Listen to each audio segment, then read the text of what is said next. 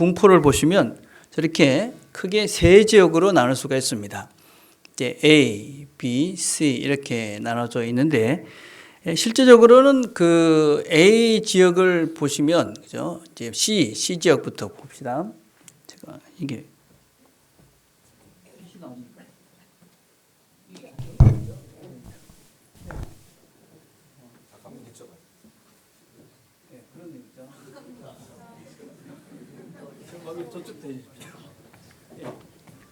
자, 여러분 이렇게 보시면은 우리가 이제 세계에 지금 75억 정도 인구가 됩니다.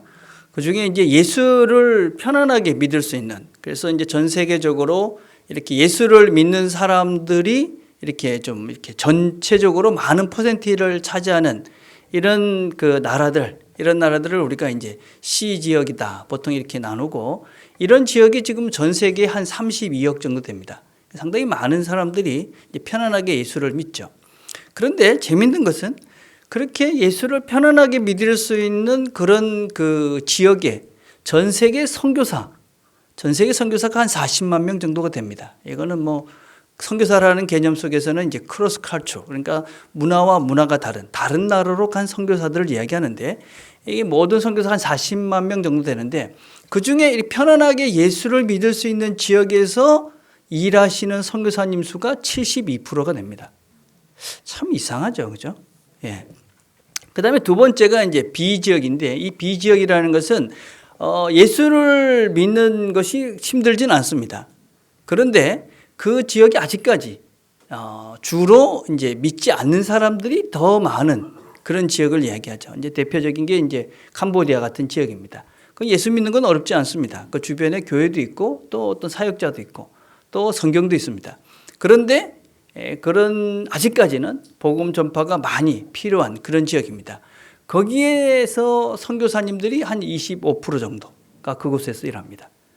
근데 전체 세계 인구의 거진 30% 가까이 되는, 실제적으로 뭐 학자들께서 다양하게 이렇게 얘기하는데 30억이 넘는 인구가 있는 이 C 지역, 여기는 전체 인구가 2% 미만인, 그 나라로 따졌을 때는 전체적인 인구의 2% 미만인 사람들이 이제 신앙을 갖는 것이죠. 거기는 교회도 없고 성경도 없고 복음을 전파할 수도 없고 뭐 하여튼간에 이렇게 그 주변에 예수를 믿을 수 있는 사람들이 없는 그런 지역을 말합니다. 그런데 여기에 파송된 선교사님들이 몇 분쯤 되냐면 3%밖에 되지 않습니다. 그러니까 전 세계 인구의 30억이 넘는 약 30%에 해당하는, 실제적으로는 전혀 예수를 믿지 않는 사람들이 대부분 모여있는 지역에는 지금 전체 선교사님들의 3% 정도만 저기서 사역을 하고 있다. 더 안타까운 것은 재정적인 형편입니다.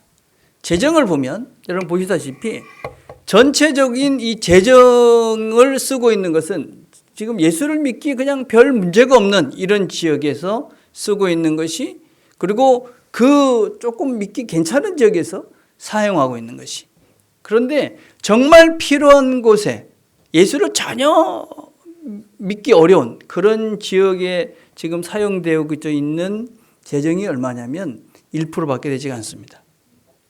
예, 지금 저 파란색으로 되어 있는 것이 지금 이제 재정 상태입니다. 그러니까 전 세계 인구의 40만 명이 되는 선교사들 중에 정말 복음이 필요한 그 지역에 가 있는 분들은 3%밖에 되지 않고 거기에 사용되는 재정은 1%밖에 되지가 않습니다. 그러니까 이게 얼마나 큰 지금 밸런스가 맞지 않는 이 선교의 그림인지를 우리가 알 수 있습니다. 그런데 왜 그렇게 됐을까? 왜냐하면 지금 선교를 하기 어려운 30억이 넘는 그 사람들의 대부분은 아무도 가서 복음을 공식적으로 전할 수 없는 곳이기 때문에 그렇습니다. 예, 그곳에는 아무도 가서 예수라는 이름을 이야기할 수가 없는 곳입니다. 그래서 이 지역을 이렇게 보면 다 타 종교인들의 지역들입니다. 우리가 이제 선교의 어떤 그런 흐름들을 이렇게 보시면, 그래서 다시 한번 C 지역이라는 것이 어떤 것이다라는 것을 볼 수 있는데, 성경도 없고 예수 믿는 것도 없고 교회도 없고 근처에 교회 다니는 사람들도 없고 복음을 전혀 한 번도 듣지 못한 사람들이 지구상에는 30억이 넘는다. 예. 이걸 누가 제가 옮겨놨는데, 예. 제가 이제 대략적인 얘기를 좀 하면, 마이크 하나만 주십시오. 우리가 이제 현대 선교를 이야기할 때 보통 이제 크게 세 세대라고 이야기를 합니다. 세 세대. 이제 1700년대 윌리엄 캐리라는 분이 계셨어요. 이 윌리엄 캐리라는 분이 처음 이제 우리가 다른 지역에 가서 선교를 시작했어요. 근데 그분이 선교를 해서 처음에 했던 선교는 어디였냐면 해안선 선교라는 것이었어요. 그래서 이 사람은 배를 타고 주로 이제 해안선 근처에 항구에 가서 복음을 전했어요. 이게 이제 선제 선교의 1세대예요. 2세대가 있었어요. 2세대는 누구냐면 허드슨 테일러라는 분이에요. 이분이 내륙 선교를 했는데 이 해안선만 하니까 안에 있는 사람들은 모르잖아요. 그죠? 그래서 이 사람이 복음을 들고 내륙으로 들어가기 시작했어요. 이 대표적인 게 허드슨 테일러인데 이 사람은 여러분들 사진 같은 거 보시면 이 외국인인데 서양 사람인데 변발하고 이 중국 옷 입고 이렇게 전도를 하다녔던 그런 사진 기억나십니까? 선교에 조금 관심 있던 분들은 좀 보셨을 겁니다. 이 사람이 이제 두 번째 세대의 선구자라고 할 수 있는 허드슨 테일러라는 분이에요. 그분이 이제 2세대의 선교사예요. 3세대의 선교사가 뭐냐면 타우젠 샌드라는 분인데 이분이 내륙으로 들어가 보니까 거기에 그냥 복음을 전할 수가 없더라는 거예요. 왜냐하면 그 안에 들어가니까 중국말만 갖고 들어갔는데도 중국 안에 최소한 1000개 이상의 부족이 있는 거예요. 인도는 지금 공식적으로 집계된 부족만 6000개가 넘어요. 그러니까 무슨 말이에요? 들어가니까 언어가 다 다른 거예요. 언어가. 그러니까 아무리 가가지고 해도 안 통하는 거예요. 그래서 3세대 선교, 현대 선교의 3세대가 무엇이냐면 부족 선교라는 거예요. 그래서 우리가 복음을 전할 때 각 부족에 맞는 그런 복음을 전해야 됩니다. 그래서 시작된 게 이제 GBT라는 거예요. 선교 번역 선교라는 것이 시작이 됐죠. 지금 이제 우리가 2000년대를 들어오면서 새로운 선교에 대한 필요성이 느껴지고 있어요. 그것이 무엇이냐면 종교 간의 대화예요. 지금 우리가 공식적으로 복음을 전혀 전할 수 없는 지역이 어떤 지역이냐면 이슬람 지역이에요. 전 세계 17억이 있습니다. 두 번째 많은 그룹이 어디면 힌두 지역입니다. 힌두 지역은 10억 정도 되는 인구가 있습니다. 불교 지역이 뭐 한 2, 3억 정도 되고요. 그 다음에가 무신론자들입니다. 중국을 중심으로 한 이게 한 10억 정도가. 그러니까 지금 실제적으로 복음을 전혀 듣지 못하는 그룹들은 어떤 그룹이냐면 전부 다 종교입니다. 다 종교. 그래서 이제는 복음을 우리가 어떻게 전해야 될까? 심각한 또 다른 고민이 시작되기 시작했어요. 전혀 가서 예수라는 말을 할 수 없는 지역에 가서 복음을 전해야 되는데 어떻게 할 것인가? 이게 지금 4세대, 지금 2000년 지나는 우리 세대의 선교에 대한 숙제예요. 저희들이 지금 필리핀에 가서 이렇게 하는 것은 사실은 이제 우리 훈련 차원에 가는 거예요. 여기는 우리의 최종 목적지는 아닙니다. 필리핀은 지금 많은 선교사님들이 가 계시고 많은 복음을 전파하는데 별 문제가 없어요. 여기는 훈련하는 곳이에요. 우리는 어딜 가야 되느냐? 결국은 복음을 전혀 듣지 못했던 그 지역으로 가는 게 궁극적인 우리의 목적지예요. 그래서 우리는 훈련을 하고 준비되지 않아서는 못 가거든요. 준비되고 훈련되면 우리가 이제 그 지역으로 가야 돼요. 이슬람, 힌두, 불교, 무신론 대표적인 게 중국이잖아요. 얼마 전에 이제 제 이제 후배가 우한에서 지금 폐렴이 아주 극심한 우한에서 왔다 갔어요. 우리 교회도 왔다 갔습니다. 걱정스럽죠, 여러분. 9주가 넘었어요. 걱정하지 않으셔도 됩니다. 그 친구 건강하다고 연락이 왔습니다. 괜찮은 것 같아요. 우한에 있는데 지금 중국 형편을 이야기하는데 옛날에는 중국은 여러분 알다시피 미성년자들한테는 종교를 가르칠 수가 없습니다. 그래서 교회에 애들을 데리고 갈 수가 없습니다. 옛날에는 애들을 엄마들이 업고라도 갈 수 있었답니다. 그래 가서 어쩌겠노 내가 애가 지금 있는데 데리고 가야 안 되겠나. 그래서 애 업고 왔다. 그렇게라도 해서 교회를 데리고 가는데 이제는 그것도 못하게 됐답니다. 그래서 지금 중국에 있는 교회들은 점점 문을 닫고 부모들이 거기는 여러분도 알다시피 애 하나밖에 없고 막 그런 집들이잖아요. 애를 놓고 갈 수가 없으니 교회를 못 가는 거예요. 교회가 점점 더 없어지고 있는 것이 중국의 실상이다. 생각보다 훨씬 심각합니다. 이게 무신론자들의 영역입니다. 이런데 우리가 이제 복음을 전파하러 가야 돼요. 그래서 이런 복음을 전파하는데 과연 어떻게 할까? 지금까지 우리가 해왔던 이 선교의 어떤 근본적인 태도, 자세, 방법, 이 모든 것들이 바뀌지 않으면 사실은 앞으로의 복음 전파는 불가능하게 됩니다. 지금 같은 태도로, 지금 같은 자세로, 지금 같은 방법으로는 복음을 전할 수 없습니다. 그래서 지금 우리가 해야 되는 선교가 뭐냐? 이게 이제 섬기는 선교. 어떤 면에서는 선교, 복음의 근본적인 그런 것이 있다고 할 수 있죠. 오늘 본문은 어떤 본문이냐면 마가복음 10장 42절입니다. 예수께서 불러다가 이르시되 이방인의 집권자들이 그들을 임의로 주관하고 그 고관들이 그들에게 권세를 부리는 줄을 너희가 알거니와 너희 중에는 그렇지 않을지니 너희 중에 누구든지 크고자 하는 자는 너희를 섬기는 자가 되고 너희 중에 누구든지 으뜸이 되고자 하는 자는 모든 사람의 종이 되어야 하리라.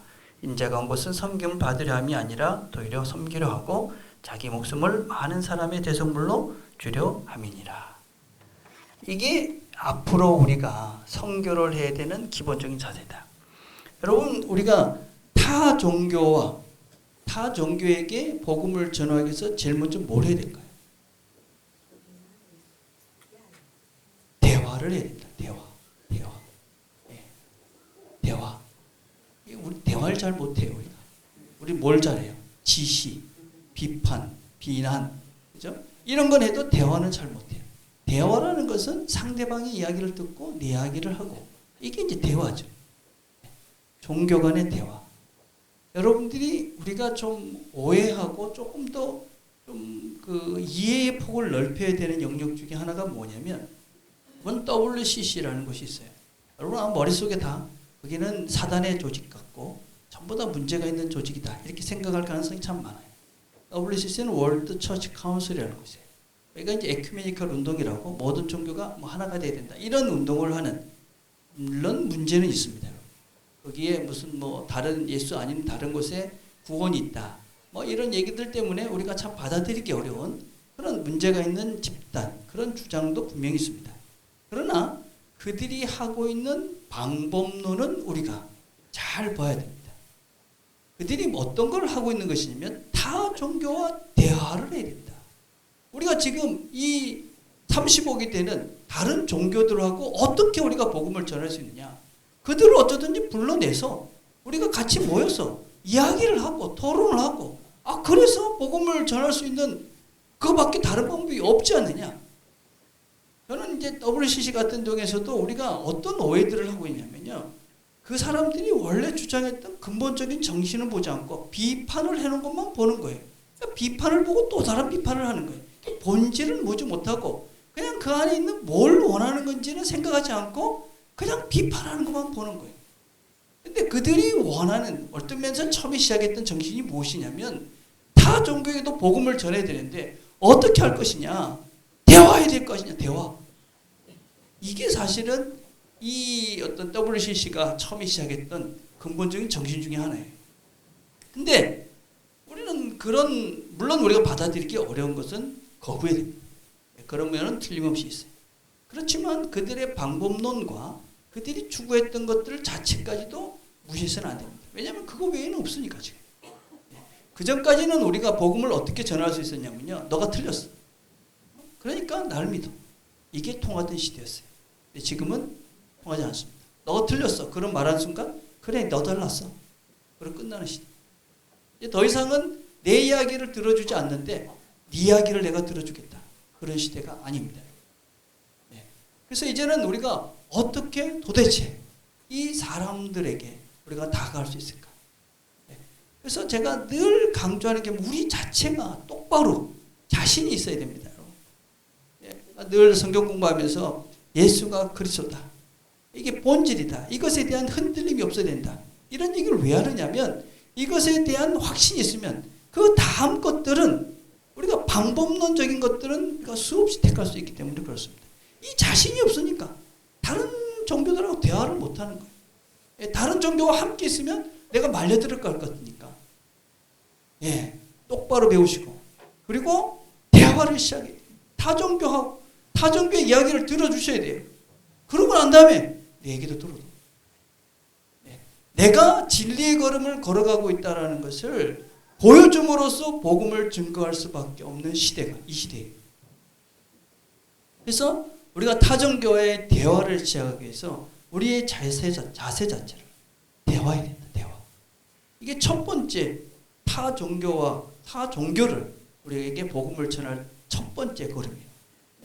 두 번째는 무엇이냐면 존중이에요. 존중. 제가 지금 이야기하는 이런 원리들은 이게 예수님의 방법이에요. 예수님 방법.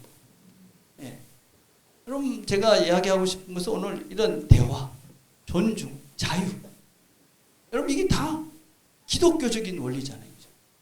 여러분 자유를 어디서 시작했어요? 복음 예수님이 시작한 거 아니에요? 그죠? 진리가 너희를 자유케 할 것이다. 그런데 우리가 지금 과연 자유를 믿고 있는가?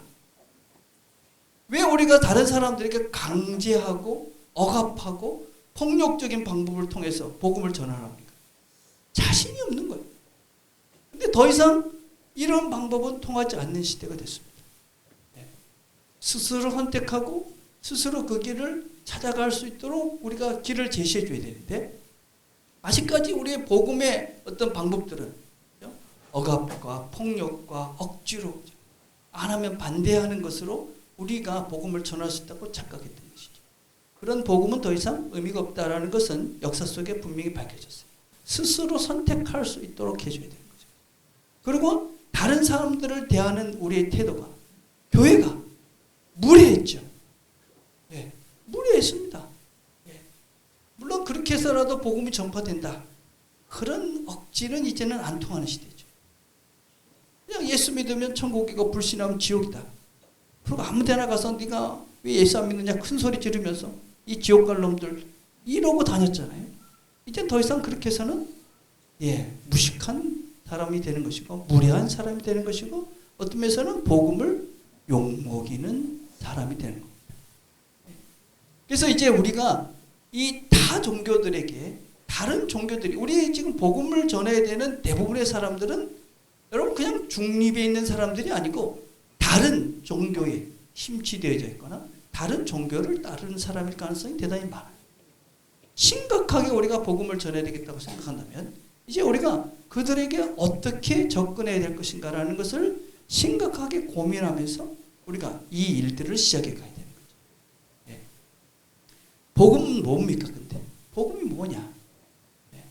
복음은 섬기는 것입니다. 복음은 섬기는 거다. 섬긴다는 것 자체는요. 우리가 우리의 태도 자체가 그 사람들을 존중하는 거잖아요. 그 사람들을 인정하는 것입니다. 예. 근데 어느 순간부터 교회가 이 섬김이라는 자세를 버려온 것 같아요. 오늘 본문에 뭐라 그럽니까? 세상의 왕들은 어떻게 합니까? 그 사람들을 힘으로 누르고 그 사람들을 이렇게 쥐어짜고 그렇게 세상의 힘으로 그들을 다스리려고 하는 것이 세상의 법인 거예요. 근데 예수님의 방법은 뭐였어요? 섬기는 것입니다. 섬기는. 예. 제가 이제 선교지를 이렇게 다니면서 참 안타까운 것들 중에 무엇이 있냐면 선교사님들이 이렇게 보면 그 지역에 있는 같이 사역하는 사람들을 무시하는 모습들을 봐요. 한 번씩. 마음이 아파요. 그러니까 이해는 돼요, 사실은. 왜냐하면요, 여러분 선교지 가보시면 뭐 우리보다 좀 못한 나라들 가보면 이제 그 나라의 사람들의 수준이 문화적인 수준도 많이 차이가 나고요. 지적인 수준도 차이가 많이 나요. 보통 뭐 한 40%, 50%밖에 되지 않는다. 성실도에서도 차이 나고 많은 것들 차이가 나요. 그러니까 우리가 답답하죠. 그러니까 그들을 함부로 대하고 무시하고 막 이런 경향들이 있어요. 하나님은 얼마나 답답했을까요? 예, 하나님이 있다는 거죠. 근데 우리는 그걸 못 참아내는 거예요. 이게 지금 우리 한국교회 저의 모습이기도 해요. 목사들 보면 저도 부끄러워요. 목사가 섬기는 사람인데 과연 참 추석을 설날을 지내면서도 참 부끄러울 때가 많아요. 야, 내가 이렇게 섬기는 사람인데 섬김만 받고 있는 것 아닌가. 네. 본질이 무엇인지를 우리가 깊이 이제 고민해 봐야 된다고 생각을 합니다. 여러분 우리 여기 30명 가죠. 그죠? 여러분들이 명심하셔야 돼요. 우리가 가서 뭘 나눠주러 가는 것이 아니에요. 우리가 뭔가 잘난 척 하려고 가는 게 아니에요. 난 너보다 낫다라는 것을 보여주고 뭔가 우리의 우월성들을 보여주러 가는 것이 아니에요. 우리는 그 사람들을 섬기러 가는 거예요. 섬기러. 예. 하나님께서 무지하고, 그렇죠? 이렇게 악한 나를 생명을 버려서 섬기러 오신 그분처럼 나도 주님의 그 마음을 가지고 어떤 면에서는 참 어리석어 보이고 참 무지해 보이고 어떤 때는 우리를 이용해 보려는 그런 사람들을 내가 마음을 다해서 이 사람들을 섬기기 위해서 간다. 그게 우리 선교지를 가는 여러분들의 마음 자세가 되어야 돼요. 여러분들도 마찬가지입니다. 우리가 그들에게 뭔가 물건을 나눠주고 뭐 복음을 전한다는 이런 자세가 그래 내가 좀 있는 걸 나눠준다. 혹시 그런 마음이 있다면 회개되는 거죠. 그런 태도로는 절대로 복음이 증거될 수도 없고 전파되지도 않고 왜곡된 복음만 증거될 뿐이지요. 우리가 다시 한번 선교를 시작하면서 우리의 마음들을 겸손한 섬김의 사람으로 우리의 마음 자세들을 새롭게 했으면 좋겠습니다. 여러분들이 그 지역을 가면서 가는 여러분들 또 보내는 여러분들의 우리 모두의 마음이 이들을 섬긴다. 내가 섬기러 갔다. 주님께서 나를 섬겨주신 것 그 모습을 기대하면서 그것들을 기억하면서 내가 그 중에 정말 비교될 수 없는 조금의 부분이라도 내가 주님의 마음으로 이 사람들을 섬기러 갔다. 이런 마음으로 우리가 이 선교를 시작해 가야 되지 않을까 생각을 합니다. 여러분들이 그런 마음으로 우리가 선교하는 동안에 함께 기도해 주시고 또 우리가 선교지를 가시는 분들은 가서 이 사람들을 잘 섬기고 우리가 남기고 와야 될 흔적이 뭐냐? 다른 게 아닙니다. 사랑하고 왔다. 사랑하고 왔다. 그것만 하면 됩니다. 여러분들 있는 분들은 사랑을 보내시면 됩니다. 마음을 보내고 진심을 보내면 그 다음은 하나님께서 일하실 것입니다. 이 기회가 우리 모두의 하나님의 사랑으로 충만해지는 좋은 시간 되기를 간절히 바라겠습니다.